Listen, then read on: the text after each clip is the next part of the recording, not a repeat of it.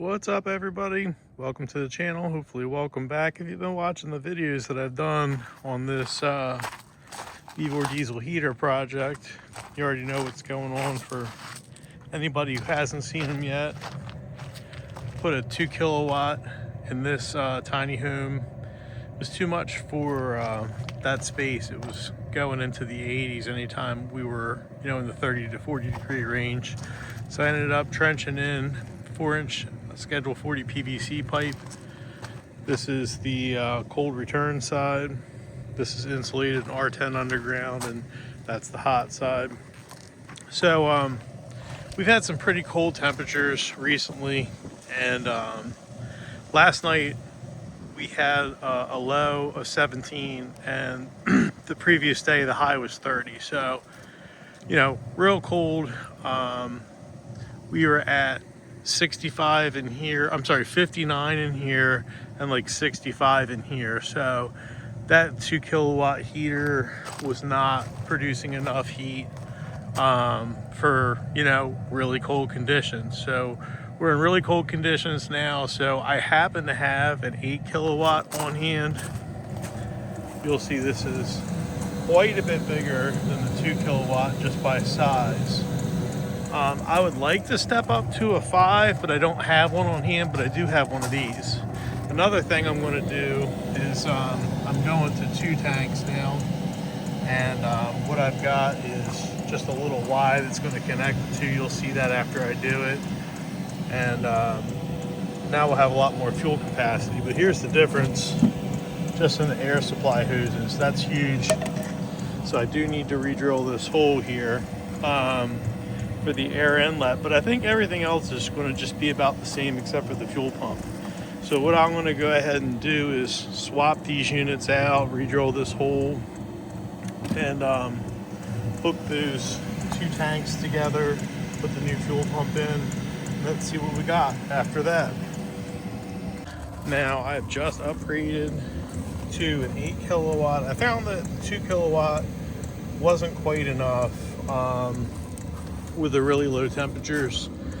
The 2 kilowatt flows about 84 CFM of air. This 8 kilowatt flows, I believe, about 164 CFMs. So it moves a lot more air and it has a lot more heating capacity. Both are helpful. I recently installed a 6-inch Air Infinity Cloudline, AC Infinity Cloudline blower motor over here, and what it's basically doing is pulling air from this underground cold air return. That's the hot side. It's 2 foot underground in 4-inch Schedule 40 PVC pipe with R10 insulation in underground and R20 up top. So what I've noticed is, if you watch the last video where I was going over some testing stuff,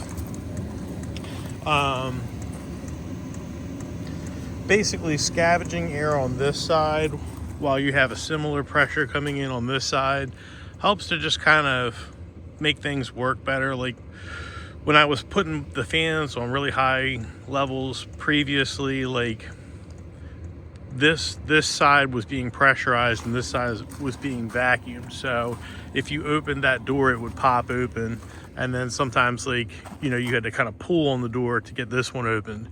So putting the recirculation fan on the cold side, if you will, has helped to create a more neutral pressure in the cabins, both of them.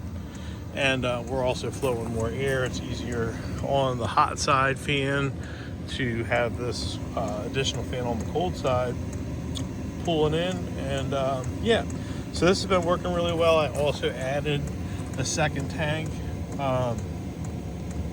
Before, I had this tank spaced out with some spacers I made. They actually worked perfect in between the 2 tanks, so I just utilized those, and they're on like 5/16 lag bolts. There's 3 of them, so they're real nice and sturdy. And yeah, so this is working pretty good. Now I did get some new stuff. One of the problems that I've been having with this diesel heater is the exact opposite that you would have if you were doing like propane buddy heaters, the humidity is really low. It's hanging around like the, 12 to 26% range. So I got one of these AC Infinity humidifiers.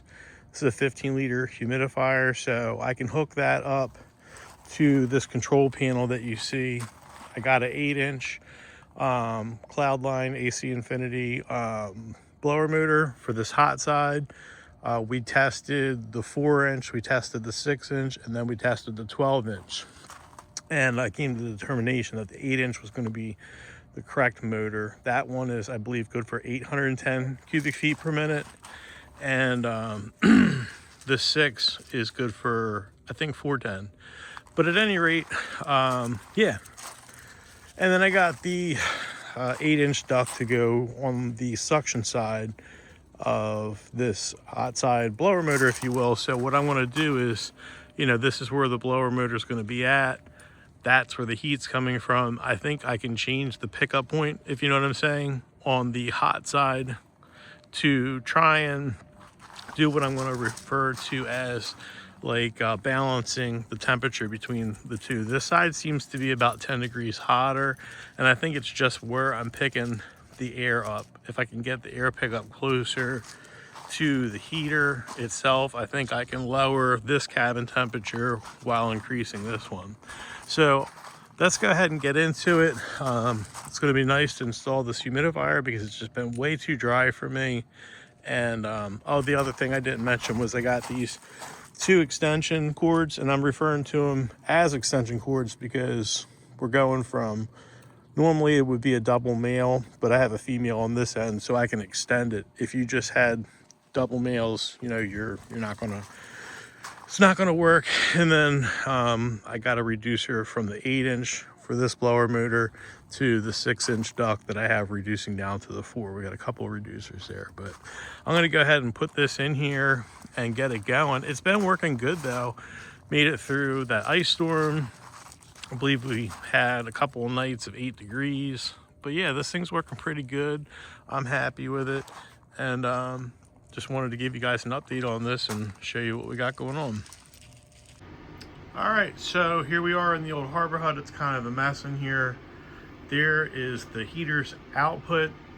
This is the new 8-inch pickup hose. I've got that to where it's basically kind of making a direct pickup where the heat is directed to. This seems to be the best pickup point so far. It comes along the ceiling. There's the output for the humidifier. It is not on right now. And there's the new 8-inch blower motor, and it connects down to the floor there. There's the humidifier. I've got the humidifier and the blower motor hooked up to this control unit. This is Bluetooth and Wi-Fi. I can see this remotely anywhere in the world, and I can adjust the fan speeds and the humidity settings. Right now the humidifier is not on. The temperature sensor is actually inside of the pipe that goes underground. It's about 6 feet down in there. So the temperature that you're seeing here is actually the temperature of the air inside of the underground duct that goes over to the dollhouse, the other tiny house. So yeah, I mean, that's pretty warm. And there's the air pickup, and I'm going to show you, I have a second control unit over here. I can control the return air fan that you saw in the box outside. From that controller, it'll take another input. But what I did here is look at this. So that temperature that you see right there, I've got another probe in the return air side out here to see, hey, what is the temperature of our return air?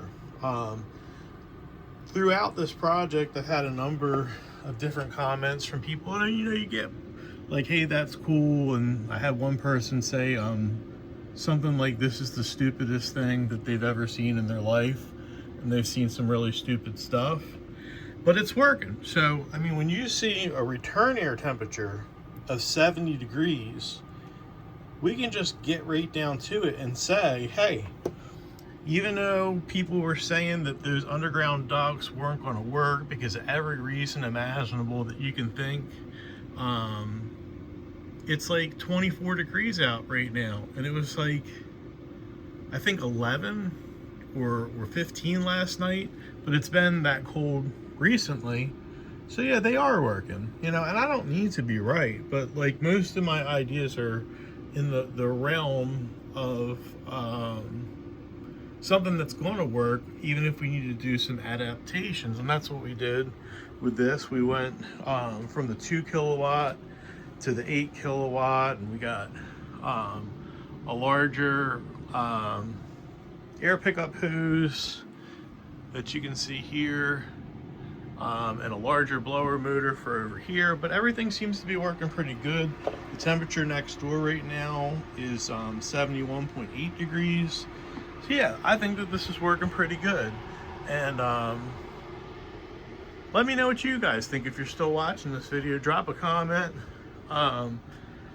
Tell me what you think about it. And you know, it's one other thing, like, I'm probably ranting or rambling now. Somebody had complained about the exhaust outlet on my water heater in another video that I did about that. And you can kind of see it's right there. It's too close to the window. You're going to be getting exhaust inside. And it's like, hey guys, you know, context matters a little bit here. If you've been watching the channel, it's just me and a dog. So if I'm outside taking a shower and the window's open, nobody's dying in here. And I doubt that that would even happen, if you know what I'm saying. So yeah, I mean, where else are you going to put the exhaust at? It's kind of relevant. You know, we're doing hobo stuff. You know, safety isn't necessarily always going to be to code. But yeah, I appreciate you guys watching, and I'll keep giving updates on this.